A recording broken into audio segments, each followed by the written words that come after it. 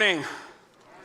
Welcome. So glad to be here with you. If we haven't met, my name is Dave, and we are in the middle of this sermon series where we're examining the names and the titles of Jesus, both that he is given and that he chooses. And our hope is that as we stare at these names of Jesus, we find out something about him and also something about the invitation that he is making to each of us right now, right here, in this time, in this moment, in this place.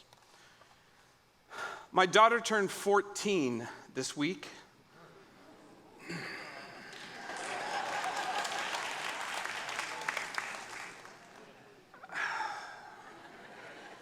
How did that happen? And I was reflecting this week, and if I get emotional, I don't care.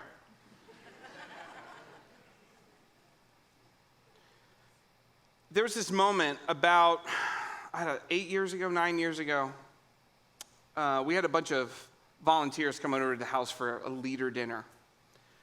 And it was right in the middle of that toddler, post-toddler, early elementary, where they have more energy than the sun.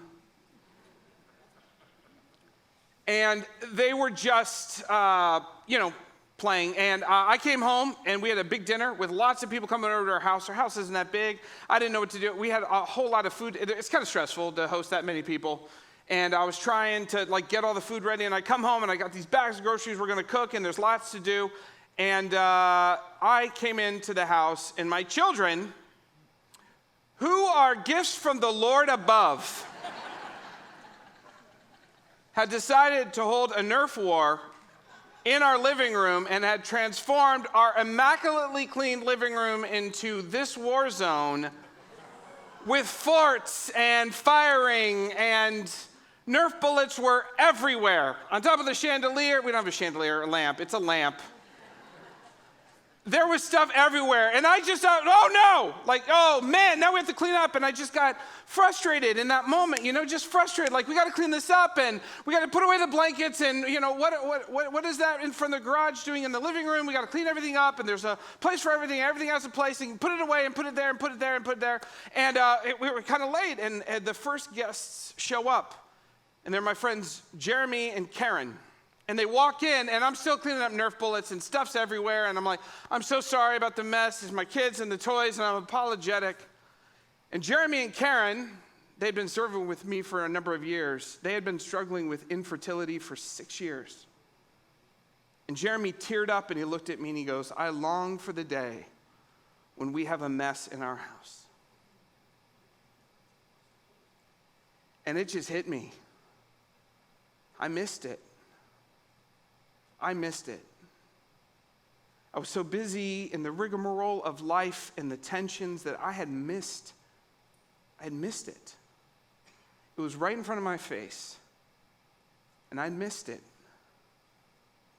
You ever have those moments, those epiphanies? In the Gospel of Matthew, Matthew is writing his gospel to us, to anyone who reads it, and he's saying, there's a way to live your life in which you miss it. You just miss it. And please don't. Please don't miss what's right in front of you. And for Matthew, that source of life is Jesus himself.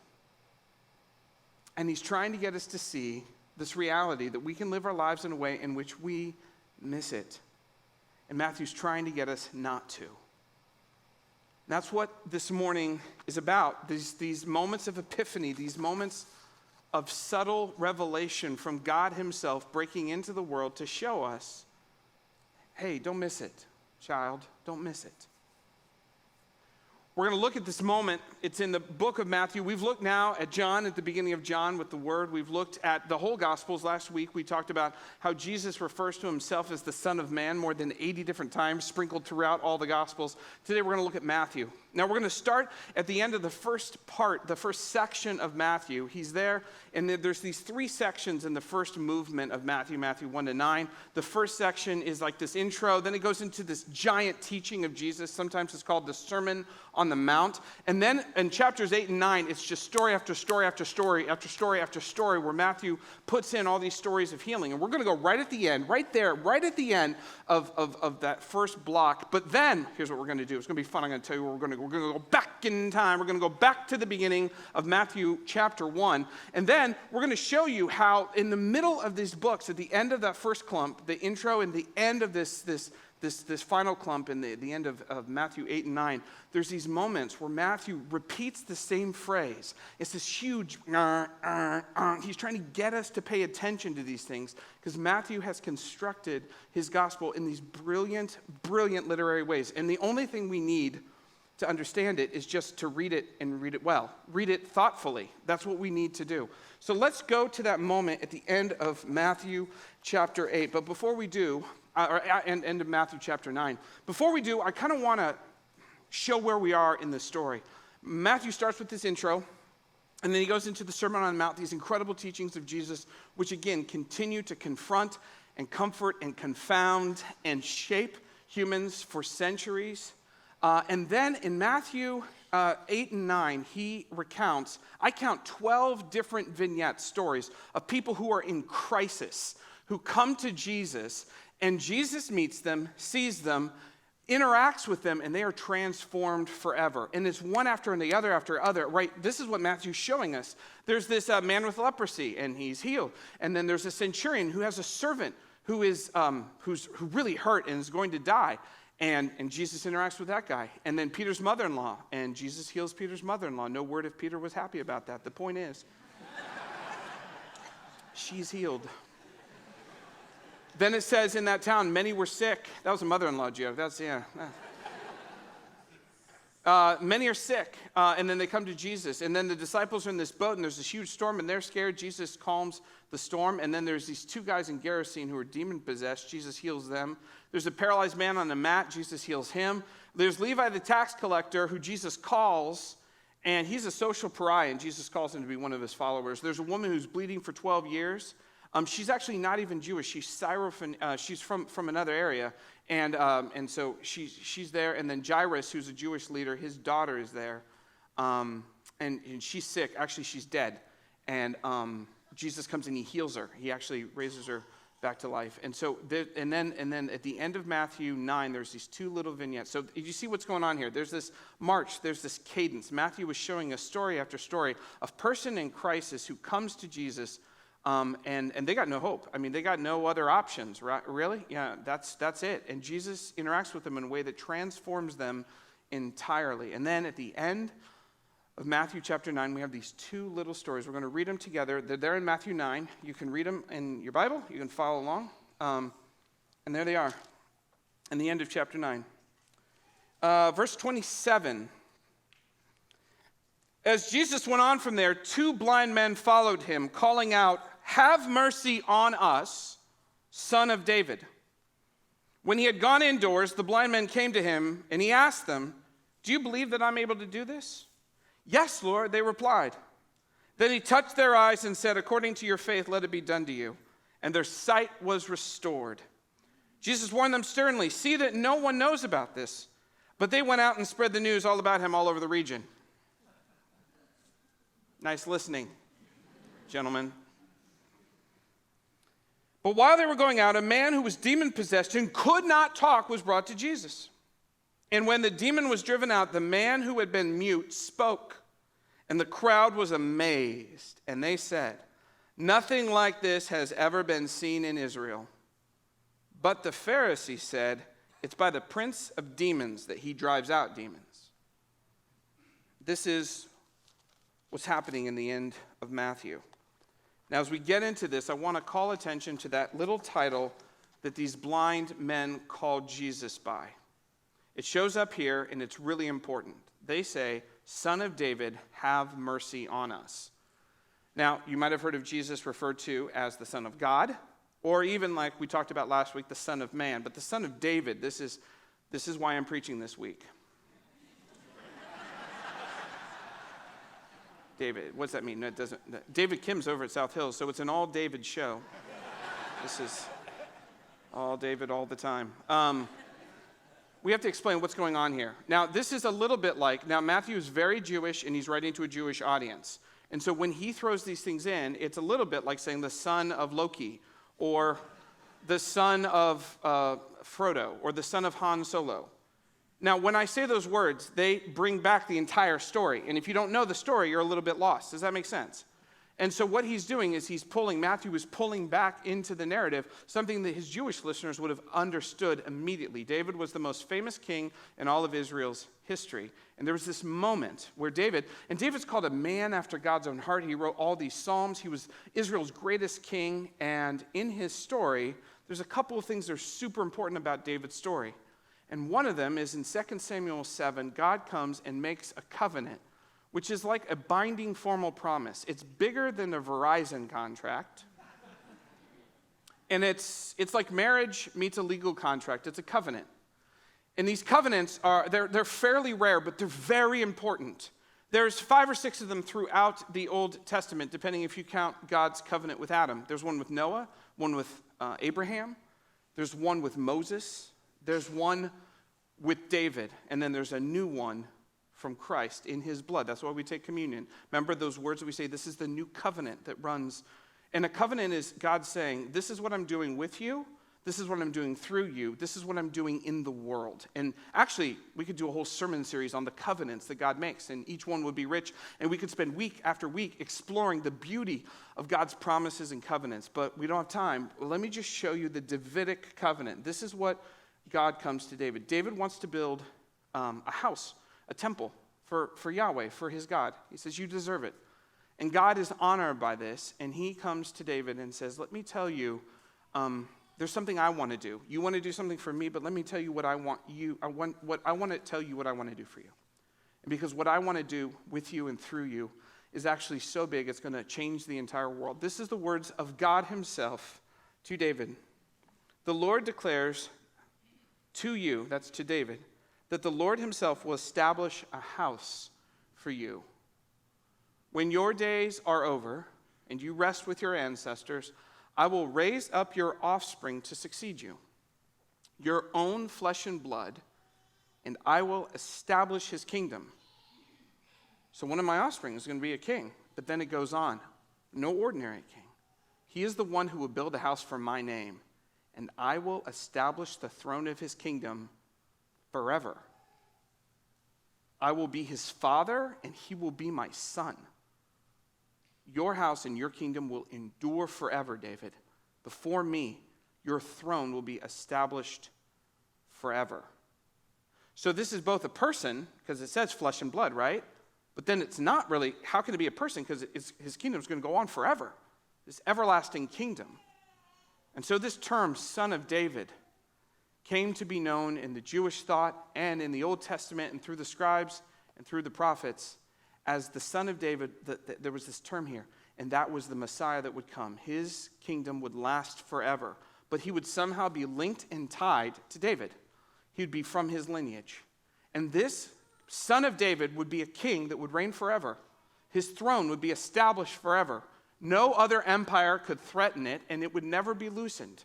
And he would reign forever, this king, and his throne would be there. And somehow God would be like a father to this king, and this king would be like a son, would be a son? This is, what's going on here? What is going on? And this term came to be known as the Messiah, the anointed one, the true king that would come to reign. Now, next week, we're going to look at another title of Jesus, the Christ, and we're going to talk all about this. This is kind of like part 1, and next week's part 2, so come back. It's going to be amazing. But what's going on here? Now, here's the crazy thing about this. So here, okay, this king, this anointed king that is linked with God, he's going to be like a son to God who will be his father, and his throne will last forever. This is the promise made to David. And so people are like, what's going on? Now, I want to show you how Matthew starts his gospel in Matthew 1:1, because it is not subtle. Here is how Matthew starts the very opening words of his gospel. This is the genealogy of Jesus, the Messiah, the son of David. Is there any ambiguity in that? Matthew is saying this story is about Jesus, who is the Messiah, who is the son of David, the one talked about in 2 Samuel 7, the one God promised. This is that story. Let me show you how that happened. Be prepared to have your mind blown. This is Matthew saying the story. This is what it is. And then you know the rest of the story. It keeps going. Matthew keeps beating this drum. He provides a genealogy to show how Joseph actually is in David's lineage. And then the angel comes and says, Joseph, son of David, do not be afraid to take Mary home as your wife. And then Jesus is born in Bethlehem, which is David's city where he grew up. And so it's very clear. And then remember with the angels, they show up tonight in the city of David, a child has been born, a savior, right? This is not hidden, okay? This is Matthew saying this story is about Jesus. And he's the Messiah, he's the son of David. And then at the end of these two sections, Matthew puts the same phrase, and he puts the same sentence there. And this, at the end of chapter 4 and the end of chapter 9, right at the end of these sections, this is the same thing that Matthew repeats it verbatim here, and this is what it says. Jesus went through all of Galilee, or in Matthew 9, all the towns and villages, so there's one tiny difference there, teaching in their synagogues, proclaiming the good news of the kingdom, and healing every disease and sickness. Matthew is trying to say again and again, as Jesus is doing this, he's proclaiming, he's preaching this good news about the kingdom of God. He is teaching in the synagogues about who God is and all these things, opening the scriptures, and he's healing every disease and sickness. It's pretty clear here that Matthew is trying to get us to see Jesus is the son of David. This is where the story is. Jesus is the Messiah. This is not hidden. This is not the Bourne Identity, where it's like there's a guy who shows up and we're like, oh, who is it? Who is he? And then the rest of the movie is like, will he discover his true identity? Who is he? Where did he come from? This is exciting. And then there's 4 movies. This is not a spy novel. This is not a mystery, right? This is not that kind of story. As readers, when we enter into the story, we're not like, well, who is this? There's not dramatic tension about Jesus' identity. Where did he come from? Does he have power? This is not that. This is more like Home Alone. The audience knows that something has happened that the characters do not. And the only question is, when will they realize it? And which characters will realize it? That's the only question. In Home Alone, the question is, where? And then, will they realize it? Kevin! That's the question. This is the question. Who will see? Who will see that Jesus is actually the king, the Messiah, the son of David? So this title's given, and then we're starting to ask the question, like, who's going to see? Who's going to notice? Now, here's what's fascinating, is Matthew then begins to pummel us. I mean, if we pay attention, this theme is just grounded home. In Matthew 9, and then in Matthew 15, and then in Matthew 20, 3 times people come up and say the exact same phrase, Son of David, have mercy on me. Same phrase. They're tying back. Now, here's what's fascinating. Is who calls this out? Who sees Jesus as the son of David? Because when you say that, son of David, you're saying, I see you, Jesus, as this promised king. I know that that is who you are. And I have a crisis, a problem, and only you, the Messiah, can save it, can save me. So what's going on here? Who are the people who proclaim, Son of David, have mercy on me? And Matthew is almost comical here. It's some blind men, a foreign woman, and then some blind men. The people who see Jesus most clearly are blind. It's almost funny, right? It's almost comical. It's a foreign woman who's not even a Jewish person. And yet she gets the story more than the Jewish people. This is incredible. And look how these people interact with Jesus. Look who sees and who doesn't. This is the reaction at the end of 9, of the section we just read. There's one group. As Jesus went on from there, 2 blind men followed him, calling out, have mercy on us, son of David. Do these people get it? Do they see who Jesus is? I would say, yeah. They respond with desperation and with hope. They call him by this title, saying, and then when Jesus says, hey, do you believe I can do this? What's their response? Yeah, that's why we're here. Just so you're clear, that wasn't clear. Now, then the second group is the crowd. And what do they say? The crowd's amazed. Nothing like this has ever been seen in Israel. And they're right. What they're saying is, like, in our stories, as Jewish people, God has sometimes, like, clouded people's eyes. They can't see, and then they can see later. But never has somebody not been able to see and have their sight restored like this. This is brand new. This is category destroying. What is going on? Who is this Christ? This is nuts. And then there's the third group, the Pharisees. And look what they say. It's by the prince of demons that he drives out demons. Do they see? Do the religious leaders, the Pharisees, do they see Jesus clearly? No, they do not. They don't.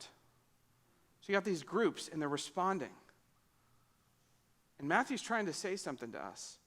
He's trying to get us as readers to identify and see, like, who are we? What are we like? Are we like the blind people who see Jesus for who he is and then in desperation come with the entirety of our brokenness in our lives and say, Jesus, I know that you can fix this? Are we like the crowds? They're just like, man, that was crazy. And then just kind of stand there? Your mind's blown, but maybe you don't move, but maybe you do, but maybe you're thinking about moving. I don't know. And then there's the Pharisees who say, look, I recognize that's power, but it's Satan. It's evil. This is nuts, right? This is what Matthew was trying to get us to see. He's trying to get us to see, like, the people who see don't see. The people that should see don't see. And the people who can't see, see. I mean, this is nuts, right? And this ties back, of course, to the story of David. Again, Matthew being super Jewish, knowing all the stories about King David. You know the story of David. Saul has turned his face against God, has disobeyed God. God's like, you can't be my leader. I'm going to get a new one. And he tells his prophet Samuel, I got a new king. I want you to go and anoint him. That's a symbol of him being my chosen king in this world. And so Samuel's like, where should I go? And God's like, go to this family. His name's Jesse. He's got some sons. One of them's the king. And so Samuel goes there and he sees Jesse's sons. And they're like all like good looking. They're like the Olympic male swimmers. They're just gorgeous, all of them, just all tall. And I don't like watching swimming with my wife. Just insecure.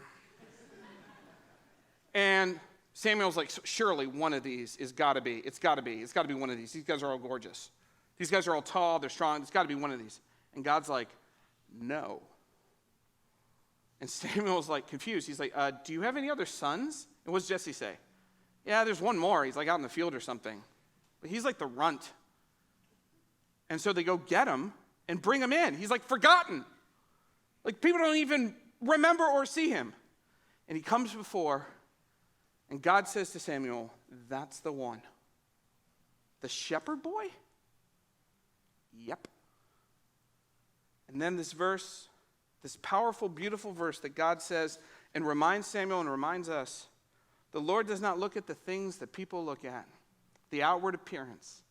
The Lord looks inside the heart. And then, of course, you know the story. Jesus is anointed, but then he is desperately opposed by Saul. Saul tries to kill him. He's driven from the palace. He has to go into the desert and hide for years and years. He's anointed, but he's not appointed. He's the king, but not yet. He's the king, God's true anointed. God sees that, but the rest of the world acts as though he's not, and they try to kill him. In a sense, he's a hidden king. This is, again, part of Jesus' story. He's like a hidden king. Not everyone sees him clearly. Not everyone understands that he's actually the one. And Jesus actually, if you study the text, which is fascinating, because I kept reading this stuff, and you see in Matthew 8 and 9, every time Jesus does these miracles, sometimes right after that, there's this direct opposition from the religious leaders, man. They hate it. And there's this opposition, and so there's this pattern in Matthew 9 and in Matthew 15 and in Matthew 20, before and after these stories, where somebody says, Son of David, have mercy on us, Jesus confronts the religious leaders and says, de facto, you don't get it. You're not seeing clearly. You don't understand right before and right after, every single time. For example, one of them is it's almost like Matthew is toying with us. Look what he says. Look, right before this, in Matthew 15, look what he says. This is what Jesus says. The disciples, he does some healing, and the disciples came to him and says, do you know that the Pharisees were offended when they heard this? And Jesus replied, every plant that my heavenly Father has not planted will be pulled up by the roots. Whew. Leave them, they are blind guides. And if the blind lead the blind, they will fall into a pit. And then who comes up after him and calls him Jesus, Son of Man? The blind. You see what's going on here? The blind see, and the people who should be leading can't see. Do you see what I'm saying? This is what Matthew's trying to say. Don't miss this, right? Matthew's question to us is, do you see Jesus?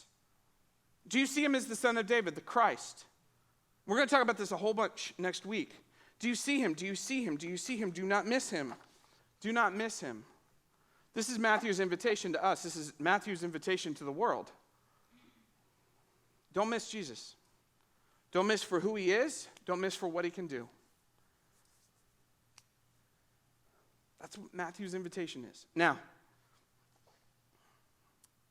as I was reflecting on this is hard. How do we know when we've missed Jesus, right? This is the hard part about Matthew's challenge to us. This past week, we had a junior high and a high school camp here. Hundreds and hundreds of high schoolers and junior hires were here. And I got a chance to be in the room for some of it. And those students didn't miss Jesus. 77 said yes. Jesus is for me, and I've never said that before, and I want to publicly affirm that. There's some drawing in our students, and they didn't miss it, and our student ministries team made sure that they did not miss it, including one of my daughter's friends that she brought, who she has been praying for. This is not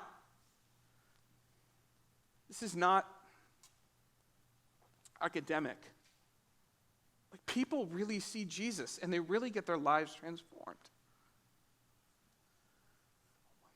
What does it mean for us to look and see Jesus well as people? This is me now, just as I process this with some folks. That's the question Matthew was asking. But as I reflected on it, just as a staff member here, one of the folks who's on staff and with other staff and with folks, and I asked them, and we talked through this question. I was drawn to two questions that I think are pretty interesting that might help us get to this point. So I'm just going to share them with you. And there's two questions that Jesus asked the blind men. And he asked them this question before he heals them, which is weird, which is rare. Jesus mostly just heals people, right? And then that's it. But before he heals both pairs of the blind folk, he asked them a question, and I just thought it was interesting. And I think it's maybe an invitation to us. The first question that he asked them is in Matthew 9, do you trust that I'm able to do this? Do you believe? The Greek word is pistis. Do you believe, do you trust that I am the Messiah? This is, I think, the first question. I think one of the reasons we don't come to Jesus with the brokenness and the desperation of our mess is we actually don't believe that Jesus can or will help. There's this, we're in Silicon Valley, right? We are competent people. We can solve lots of problems, but there are some problems that are so big that we can't solve. Oftentimes, as I've talked to people, they've said, I say I believe in God, but when it really comes down to it, I believe I'm on my own. That I'm all alone. That God actually isn't going to come to help me. That I have to do stuff on my own. And so I did some diagnostics because this creeps into me as well. If your first impulse when things go wrong is to work harder, it's possible you don't actually believe that Jesus will help. If your first impulse is to take matters into your own hands, I have to double my efforts. It's highly possible that maybe you don't actually believe Jesus is actually going to help with this. If you feel overwhelmed, and who hasn't felt overwhelmed this past couple months? And if worry is a constant companion, these could be diagnostics in which God is saying to you, like he said to the blind men, Jesus is staring at you saying, do you trust that I can help with this, that I can do something about this, that I'm the Messiah, God's Son, come to earth with all power and authority given to me? That's hard. And for those of you who are chronic worriers or feel overwhelmed, sometimes I think the reason that we feel so overwhelmed is we actually don't believe that God's going to help, that we're on our own in this universe. You're not. You're not. Jesus didn't leave heaven and come to earth and die on a cross so you could feel abandoned by God. That's not what's going on here. But then the second question is, it's sometimes in some ways worse or more penetrating or more difficult. And that's in the second group of blind men. He asked them, what do you want me to do for you? Which seems like a stupid question. We're blind. But Jesus is asking this question because I think he asks it of all of us. What are you actually after? What's driving your life? And are you inviting me into that? See, sometimes when Jesus asks us these questions, this is about our internal desires. And sometimes we're actually even afraid to share those things with God. Or put another way, we don't examine, we don't even know ourselves. Why are you going so hard after that thing? I don't know. Well, wouldn't it be good to examine that? Imagine if Jesus asked the Pharisees, what do you want me to do? What would they say? We want you to go away so we can have power. We want to kill you. Okay, can we talk about that? Why is that, Pharisees? Why do you want me dead? Why are you so mad? Why are you so upset? Again, sometimes when we get so upset, that's an invitation for Jesus to say, why are you so upset? What do you want? What's going on? What are you afraid of losing? What's going on here? Sometimes it's because we have malformed desires. Sometimes it's because something's wrong. We think that we're going after a thing that's actually not going to provide us the thing that we think that we want. This happens all the time. This happens to me. This happens to you. So it's an invitation of Jesus to say, can we talk about what your life is about, what you're going after, what you're struggling for? But then there's another question there underneath that also, and that's our propensity to actually hide what we actually want from God. We talked about this at our summer recharge conference. Joshua Ryan Butler came and he spoke about hiding from God in prayer, and I thought, that's stupid. And then he started talking, and I was like, oh man, like I do that. I feel like internally I have to present myself to God really well, and I actually, weirdly enough, even, I feel like, well, I have to clean myself up before I can actually pray. Instead of saying, Lord, I'm completely messed up. I'm honest about the instead of being honest about the brokenness, I feel like I have to because it's embarrassing, right? It's shameful. I know I should have my stuff together better, but I don't. So I hide from God. Does this make sense? No, this is what I do. And so in the afterward this past week, afterwards our podcast that's part of our Spotify playlist for our Westgate teaching, we just played the sessions from Joshua Ryan Butler about not hiding from God. And it's so helpful. It was so helpful. If we believe that we have to present a cleaned up version of ourselves before God, if we struggle with feelings of deep shame, and for those engineers and high functioning folk out of which there are many, if you're always staying in the problem-solving mode and you stay in your head and you're never actually accessing why you feel what you feel. I have a friend, very successful business. He said, I know I'm not okay when I'm just in problem-solving mode with the things of my life, and I'm never actually honest about what I'm feeling because I feel like I'm afraid of my emotions, and I lock them over there, and they're not trustworthy, and I'll be over here instead of entering into the invitation of God to say, why do you feel what you feel? What's going on? So I don't know who I am. I don't know why I'm reacting the way that I am. So either we don't know who we are, or we're afraid that if we actually are who we are in front of God, that he's going to be angry or disappointed or shocked, like he wasn't there the whole time, like he doesn't see.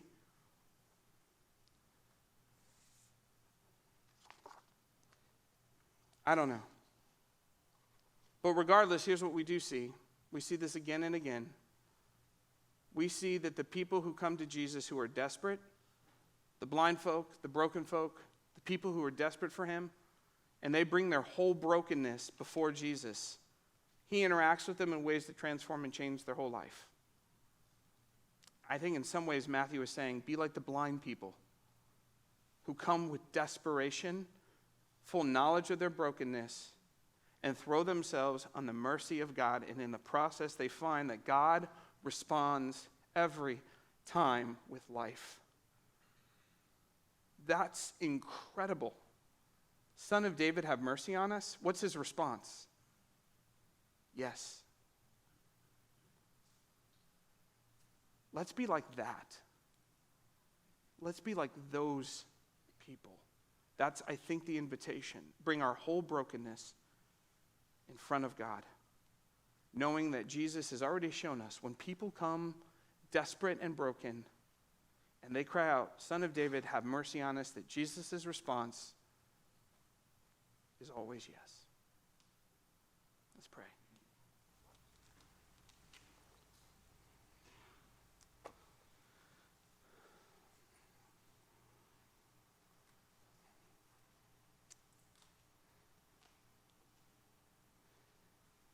Jesus, thank you for the story that Matthew tells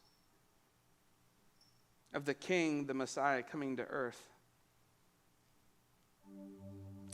And we do thank you that we get a picture of what it looks like to see you clearly. And help us be people that see you clearly, who want to see you clearly, who are desperate to see you clearly. Help us not hide from you.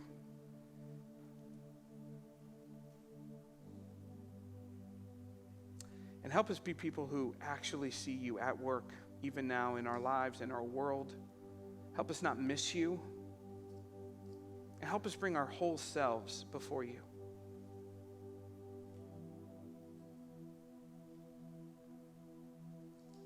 I pray that as we do this, that we would find you and our lives would be transformed. And that maybe even we'd be like those blind men who just could not stop talking about the change that you had done in their lives. We have met the Christ, the one who came from heaven to earth, God on earth, in human form, in flesh and bone, sent to heal, proclaim the kingdom, and to teach us about what God's really like. I pray that as we encounter you, that we would be changed just like those stories of the people who were transformed. And I pray that we would have the courage to bring our whole selves to you. Amen.